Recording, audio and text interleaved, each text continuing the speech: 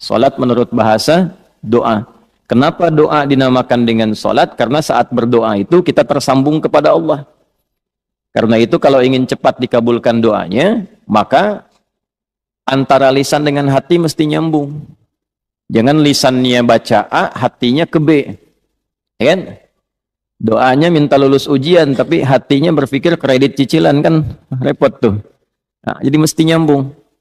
Oleh karena itu dalam sholat dilatih tersambung dulu, sehingga seluruh bacaan terkoneksi, doanya terkabul. Itu yang menjadikan seluruh nabi dan rasul itu diperintahkan sholat, dan dalam sholat mereka berdoa.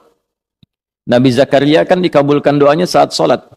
Hunalika da'a Zakaria rabbah qala rabbi habli min ladunka dzurriyyatan thayyibah innaka sami'ud du'a. فنادته الملائكة وهو قائم يصلي في المحراب أن الله يبشرك بيحيى.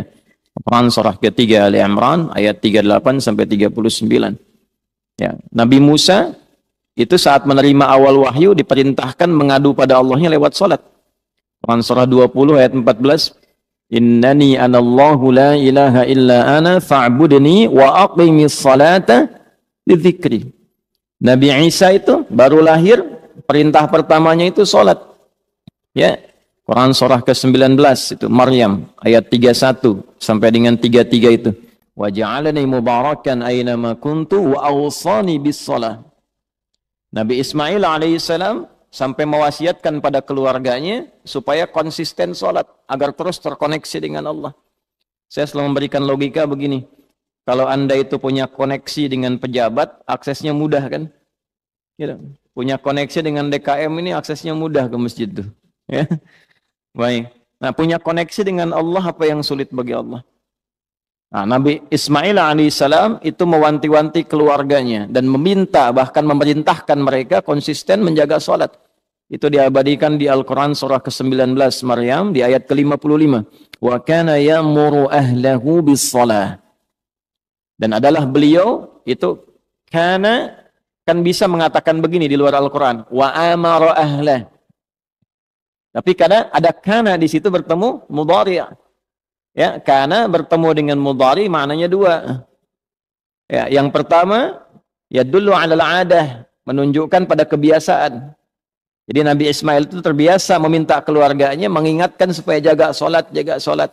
Nah, itu bagi orang tua muslim jadi teladan. Orang tua harus punya kebiasaan mengingatkan anaknya supaya menjaga sholat. Nah, karena di situ ahlah itu menunjuk pada setiap personnya. Kan keluarga itu ada 4 dalam bahasa Arab. Ya, 1 ailatun, 2 usratun, 3 alun, 4 ahlun. Tuh.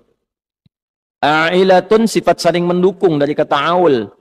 Kalau sudah berkeluarga, harus saling mendukung, mensupport, mendorong, membantu. Nah, jangan bertikai di lingkungan keluarga.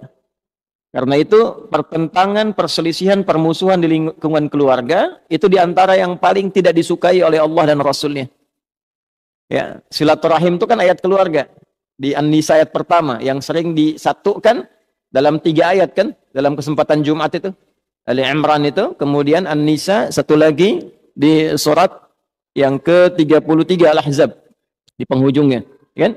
Yang di An-Nisa ayat pertama, ya ayyuhan nasu taqu rabbakumul ladzi khalaqakum min nafsin wahidah wa khalaqa minha zawjaha wa batha minhuma rijalan katsiran wa nisaa wattaqullaha alladzi tasaaluna bihi wal arham. Nah, jadi dan ulul arham itu kan yang pertama keluarga inti. Menyambungkan arham, menyambungkan silah, ya, terkoneksi dengan kuat di antara bagian keluarga itu bagian dari ketakwaan. Mafhum mukhalafahnya apa? Ya, mafhum mukhalafahnya, pengertian terbaliknya, memutus rahim, memutus hubungan kekeluargaan itu termasuk dari penyimpangan terhadap nilai takwa. Nah, itu mesti hati-hati. Karena itu wasiat para nabi itu sebelum meninggal itu menyatukan keluarganya dulu, bukan dalam masalah harta. Awas, hati-hati itu.